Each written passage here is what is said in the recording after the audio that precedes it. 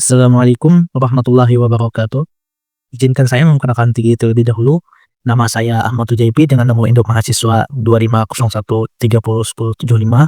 Saya adalah mahasiswa dari kelas TI 1D, program studi D3 Teknologi Informasi Politeknik di Tanah Laut. Pada kesempatan yang berharga ini, saya hadir untuk mempresentasikan hasil tugas saya dalam mata kuliah Matematika Diskrit yang dibimbing langsung oleh Ibu dosen Winda Apriyanti MSI. Topik yang saya angkat adalah dalam makalah ini mungkin yang terdengar sedikit unik karena menggabungkan dua dunia yang berbeda, yaitu dunia kesehatan dan matematika. Judul makalah saya adalah analisis struktur berakar atau water tree. Pada pemodelan klasifikasi gangguan itu, latar belakang pengambilan topik ini didasarkan pada sebuah jurnal penelitian terbaru tahun 2025 Arya Lida dan Bawazin.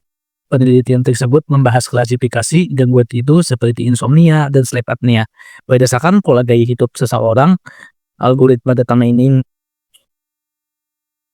Mungkin teman-teman bertanya, apa hubungannya tidur dengan matematika diskrit? Nah, di sini saya akan menjelaskan bagaimana sebuah diagram keputusan medis ternyata bisa kita bedah strukturnya menggunakan teori graf pohon keputusan.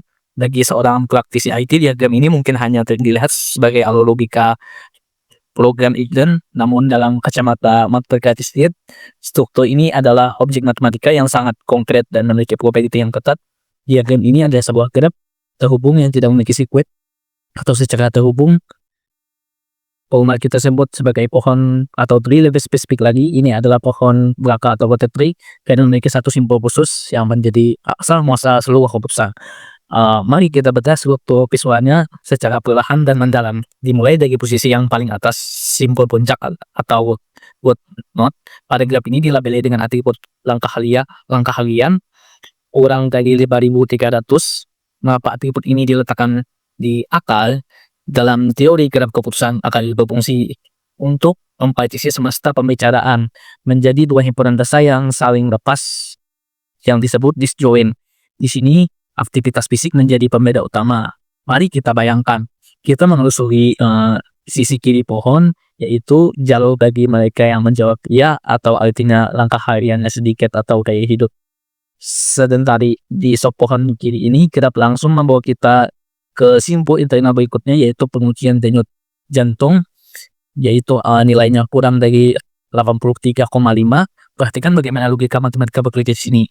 Jika seseorang kurang gerak di langkah kurang dari 5.300 dan denyut jantungnya rendah kurang dari 83,5, graf langsung mengarahkan kita ke simpul daun yang disebut lymph node. Berwarna biru bertuliskan sleep apnea. Ini adalah lintasan terpendek untuk sebuah diagnosa. Namun jika denyut jantungnya tinggi, yaitu tidak kurang dari 83,5, pohon tidak langsung memvonis ia akan bercabang lagi ke simpul BMI kategori. Di sini terjadi percabangan kategorikal jika subjek tersebut memiliki kategori overweight atau offset, barulah ia didiagnosa sleep apnea. Sebaliknya, jika BMI-nya normal, graf akan turun memeriksa tingkat orangnya normal maupun stres hingga kualitas tidur, jadi memastikan apakah ia normal atau justru insomnia. Jadi sop pohon kiri ini sangat dominan mendeteksi risiko gangguan napas akibat kurang gerak. Sekarang mari kita alih ke perhatian sop pohon yang lagi sebelah kanan, yaitu jalur bagi mereka yang menjawab tidak pada akal, artinya langkah harian yang lebih dari 5.300 atau aktif bergerak. Struktur di sisi kanan ini jauh lebih kompleks dan memiliki kedalaman atau depth yang lebih curam. Simpul internal yang pertama yang kita temui di sini adalah durasi tidur yang kurang dari 7,5. Ini menarik karena ternyata aktif bergerak saja tidak cukup jika durasi tidurnya kurang. Jika kita ambil jalur kiri dari simpul ini, yaitu durasi pendek, kita akan bertemu simpul kualitas tidur. Jika kualitasnya juga buruk atau kurang dari 7,5, maka kita sampai pada daun yang berwarna merah, yaitu insomnia. Namun ada satu fenomena menarik dalam graf ini yang sangat relevan dengan matematika diskrit, yaitu penanganan not ambigu. Coba perhatikan simpul internal yang bertuliskan normal atau insomnia di bagian tengah bawah.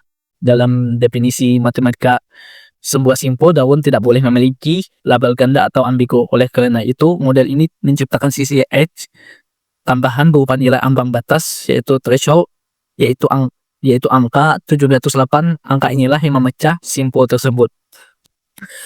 Jika nilainya di atas 708, gerak mengarah ke insomnia. Jika di bawah 708, gerak mengarah ke normal. Hal yang sama juga terjadi pada simpul normal, yaitu sleep apnea di sisi kanan.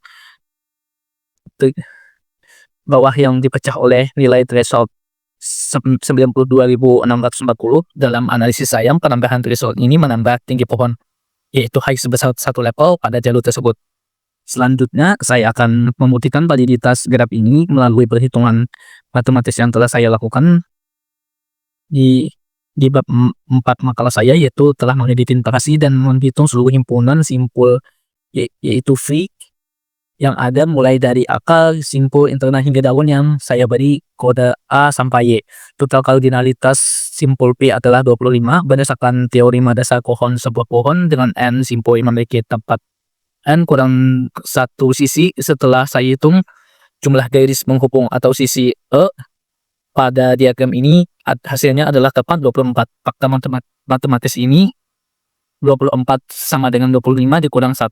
Membuktikan secara tak terbantahkan bahwa diagram keputusan ini adalah struktur pohon yang valid, terhubung sempurna, dan bebas dari cycle. Selain itu, saya juga menganalisis seperti tinggi pohon, yaitu height. Tinggi pohon didefinisikan sebagai level maksimum dari akar daun ke terdalam.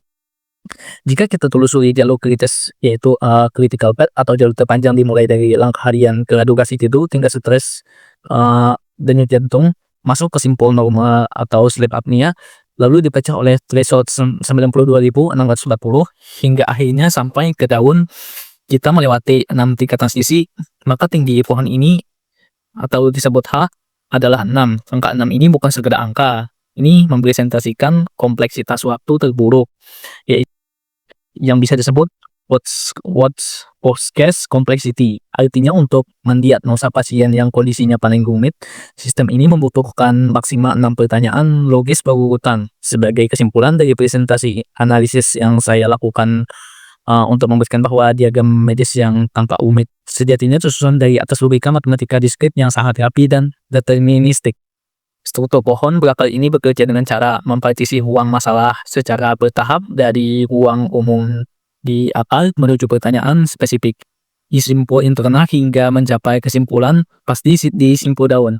Setiap lintasan unik atau path dari akar ke daun merepresentasikan satu aturan logika implikasi jika maka yang tidak terbantahkan. Tidak ada jalur yang membingungkan. Satu set data gaya hidup pasti akan menuntun kita pada satu kesimpulan akhir yang jelas. Demikianlah pemaparan kita mengenai analisis struktur pohon pada klasifikasi gangguan tidur ini. Semoga penjelasan ini dapat membuka wawasan kita bahwa matematika diskrit adalah fondasi atau kerangka tulang bagi di balik teknologi cerdas yang kita gunakan sehari-hari. Mohon maaf apabila ada kekurangan dalam penyampaian. Terima kasih atas perhatian Bapak, Ibu, dan teman-teman semua.